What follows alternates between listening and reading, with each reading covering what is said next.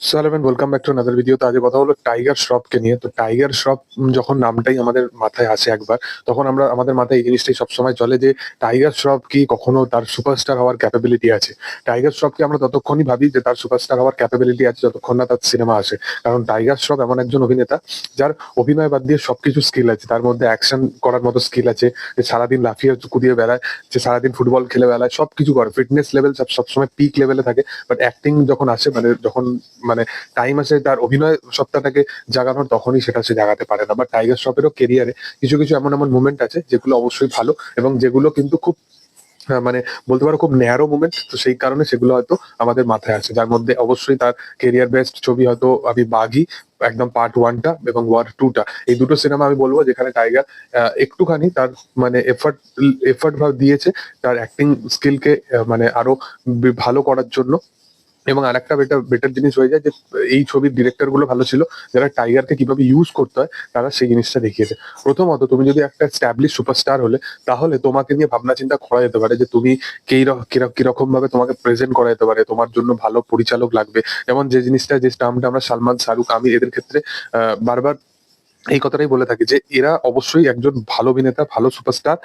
But এদেরকে proper ভাবে যদি না প্রেজেন্স দেওয়া হয়, তাহলে এরা ভালোভাবে সেই নিজের অভিনয় সত্তাটাকে দেখাতে পারবে না। বাট তুমি যদি টাইগার শ্রফের ক্ষেত্রে এই জিনিসটা বলা হয়, তাহলে টাইগারকে কখনো সুপারস্টার হিসেবে কেউ ট্রিট করবে না। টাইগারের জন্য আলাদা করে কোনো স্ক্রিপ্ট লেখা হবে না যে টাইগারকে প্রেজেন্ট করার জন্য এত কিছু। তাও টাইগার তার কেরিয়ারের মধ্যে এত পরিমাণে চান্স পেয়েছে এবং এত মানে মাল্টিপল টাইপস অফ জিনিস তাকে দিয়ে করানো হয়েছে, তারপরেও টাইগার কোথাও গিয়ে এখনো পর্যন্ত একটা রোমান্টিক, একটা কমেডি এরকম জনারের ছবি পাইনি। তার পিছনে রিজন হচ্ছে তার ফিজিক্স, তার পিছনে রিজন হচ্ছে তার অভিনয় সত্তা। মূলত তোমরা সকলে প্রথম থেকে দেখবে যে টাইগার এমন একজন অভিনেতা, তাকে কিন্তু প্রথমত ইন্ডাস্ট্রির অনেক বড় বড় পরিচালকরা আছে, একটা নেপোটিজম ফ্যাক্টর তো চলেই আছে যখন টাইগারের নাম আছে।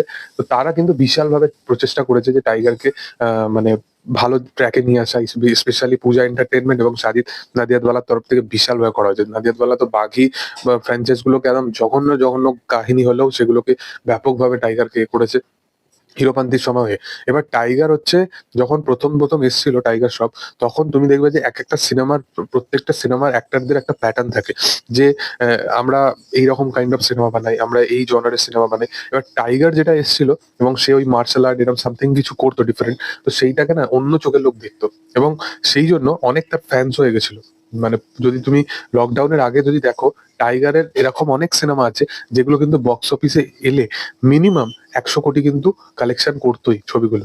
তার জঘন্য ছবি বাঘি 3, সেই সিনেমাটাও কিন্তু একটা ভালো কালেকশন করেছিল কোভিড আসার আগে। তো তখন ওই সিনেমাটা বড় পর্দায় লেগেছিল। তো সেই কারণে বলছি যে সেইগুলো কিন্তু অডিয়েন্সের কাছে একটুখানি ডিফারেন্ট মনে হতো সেই ব্যাপারটাকে, যে এই ছেলেটা অ্যাকশন করতে পারে, ব্যাপক মার্শাল আর্ট করতে পারে, এরকম স্টান্ট করতে পারে এবং নিজের স্টান্ট নিজে করে। এই জিনিসগুলো কিন্তু বিশালভাবে একটা অডিয়েন্সের মাথার মধ্যে ইম্প্যাক্ট ফেলেছিল। সেই কারণে যতগুলো প্রোডাকশন হাউস তুমি দেখবে, তারা কিন্তু একটা কোথাও গিয়ে ভরসা জোগাতে পেরেছিল টাইগারের উপর, যে এই ছেলেটা অ্যাক্টিং পারে না, যাই পারে না, যেরকমই হোক, বাট ইটসেলফ একটা ভালো কোথাও গিয়ে একটা ফেস ভ্যালু তৈরি হয়ে গেছে। সেটা অন্য কারণের পিছনে হতে পারে। তো সেই কারণে তার কিন্তু কোভিড এর আগে, প্রি কোভিড, তার কিন্তু অনেক এরকম কাইন্ড অফ সিনেমা চলেছে, এবং তাকে নিয়ে পরপর কিন্তু রেগুলারলি সিনেমা কিন্তু আসতে থাকতো। অনেক সিনেমা চলতো না, অনেক সিনেমা চলতো, এই জিনিসটা কিন্তু হতো।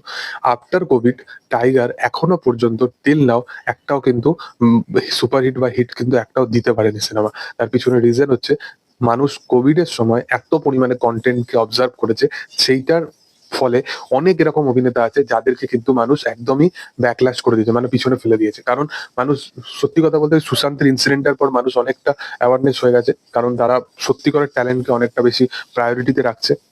এবং টাইগারের যখন পরপর সিনেমা আসছে, সেটার এক্সপেকটেশন মানুষ কিন্তু আরো বেটার রাখছে। টাইগার আজ থেকে প্রায় 2013-14-তে চলে এসেছিল, 2014-15 করে চলে এসেছিল, এবং তারপর থেকে টাইগার শ্রফের হিরোপন্থী আসার পর থেকে টাইগার ঠিক একই প্যাটার্নের সিনেমা করেছে, এবং তাকে মানুষ অন্যভাবে দেখতে চাইছে। সে নিজেকেও হয়তো অন্যভাবে প্রেজেন্ট করতে চাইছে। বাট এখনকার প্রডিউসাররা পুরোপুরি হাত গুটিয়ে নিয়েছে। এখনকার প্রডিউসার, ডিরেক্টর, এরা পুরোপুরি হাত গুটিয়ে নিয়েছে, এবং এরা পুরোপুরি সিদ্ধান্ত নিয়ে নিয়েছে যে টাইগার শ্রফকে দিয়ে তারা সিনেমা করবে না। টাইগার শ্রফের আগামী 3-4টে এরকম বড় বড় প্রজেক্ট ছিল, যেগুলো কিন্তু তার প্রিভিয়াস ছবি চলেনি বলে সেগুলো কিন্তু বন্ধ হয়ে গেছে। তার পূজা এন্টারটেনমেন্টের সাথে একটা ছিল প্রজেক্ট, পূজা এন্টারটেনমেন্টকে তো নিজের অফিস পর্যন্ত বেঁচে দিতে হয়েছে। তার পিছনে রিজন হচ্ছে, তারা বারে মিয়া ছোট মিয়া তো টাইগারকে কাস্ট করেছিল, এবং সেগুলো সবই কোভিড এর আগে সিদ্ধান্ত নেওয়া। গণপতের মতো একটা বড় সিনেমা বানানোর প্রচেষ্টা করলো, সেখানে দেখা যাচ্ছে গ্রিন স্ক্রিন হাঁটাতেই ভুলে গেছে। সেখানে অমিতাভ বচ্চন এত কিছু নিয়ে প্রমোশন করলো। হিরোপন্থী 2 এর মতো ছবি নিয়ে নাদিয়াদওয়ালা এনেছে। তো এখন মূলত টাইগারকে যদি তোমরা দেখো যে টাইগারকে যদি ভরসা কেউ করে, একটা নাদিয়াদওয়ালা, একটা পূজা এন্টারটেইনমেন্ট। পূজা এন্টারটেইনমেন্ট হাত তুলে নিয়েছে। এবার নাদিয়াদওয়ালা লাস্ট ভরসা, যেটা বাঘি 4, টাইগারের আপকামিং ছবি আসছে। বাট টাইগারের যদি বাঘি 4 ও এসে যায় এবং সেটা যদি বক্স অফিসে চলেও যায়, সেটাও কিন্তু বিশাল কিছু ইমপ্যাক্ট ফেলবে না যদি টাইগার নিজেকে সিমিলারলি প্রেজেন্ট করে। টাইগারকে অন্য কিছু করতে হবে। হয়তো তাকে ভিলেন হয়ে যেতে হবে, হয়তো তাকে অন্যভাবে কিছু অডিয়েন্সকে দেখাতে হবে।